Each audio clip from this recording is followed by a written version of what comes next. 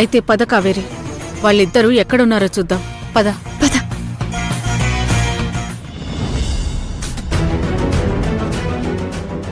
చిత్రగుప్త ప్రభు. ఏంటి శ్యామలాదేవి ఇంకా రాలేదు?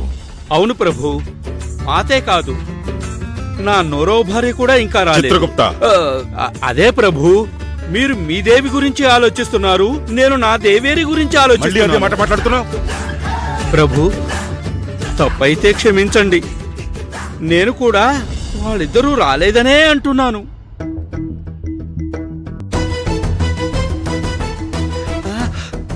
ప్రభు, మాత వచ్చుచున్నారు.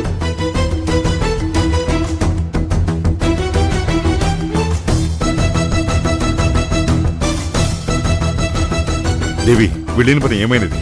అంతా సవ్యముగానే జరిగింది. ప్రభు, అతి కష్టం మీద ఒప్పించేశాం. నేను వాళ్ళని బాగా భయపెట్టేశాను.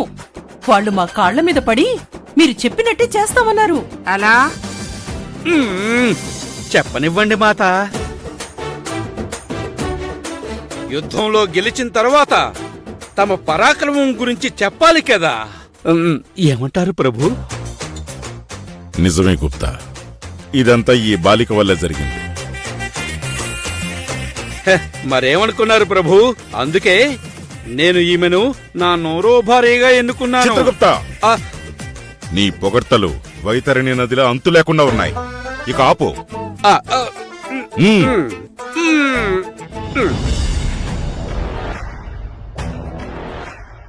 దేవి, ఇంకా వాళ్ళకేం చెప్పారు?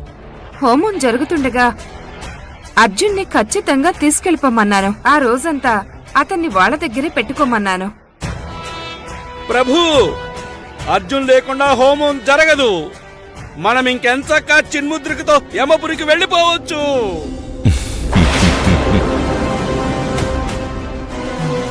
ప్రభు, ఆ,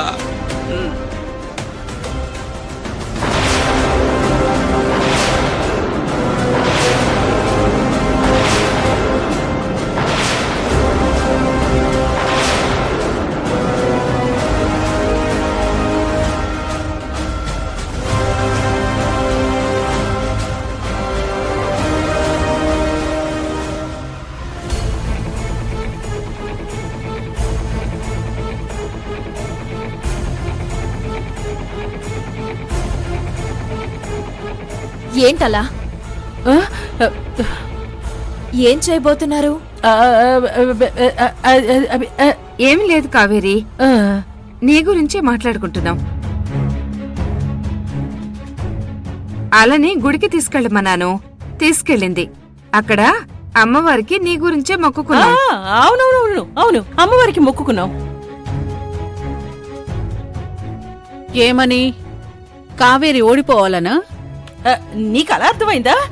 అలా కావేరి గెలవాలని ఆ, మొక్కుకున్నాం.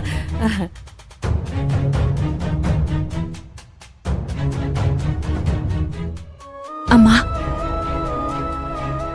మీరెందుకు వెళ్లారో నాకు తెలీదు కాని మీరు నిజంగా నా 5వ తనం నిలబడాలని మొక్కుకునుంటే ఆ అమ్మవారు ఖచ్చితంగా మీ మొర ఆలకిస్తుంది.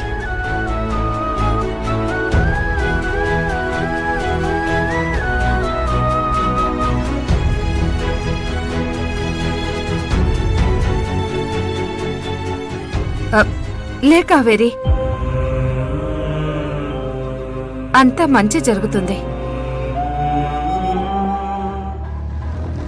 కావేరి, పూజ మొదలు పెట్టాలి. పదండి.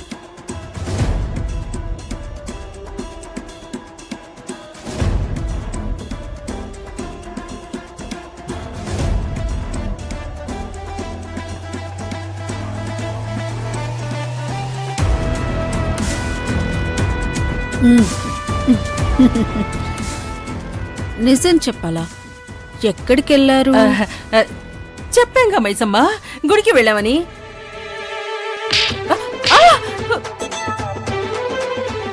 మైసమ్మ, నువ్వు శ్మశానంలో పూజలు చేసేదానివి, నువ్వు గుడికెందుకెళ్తావు? నీ మాటలు కావేరి నమ్ముతుందేమో కాని నేను నమ్మను. ఏంటి మైసమ్మ ఇలా తయారయ్యావు? నేను నారాయణ అన్నా నీకు బూత్ అయిపోయింది. నీలాంటిది నారాయణ అన్నా శ్రీరామ అన్నా అది భూతే అవుతుంది.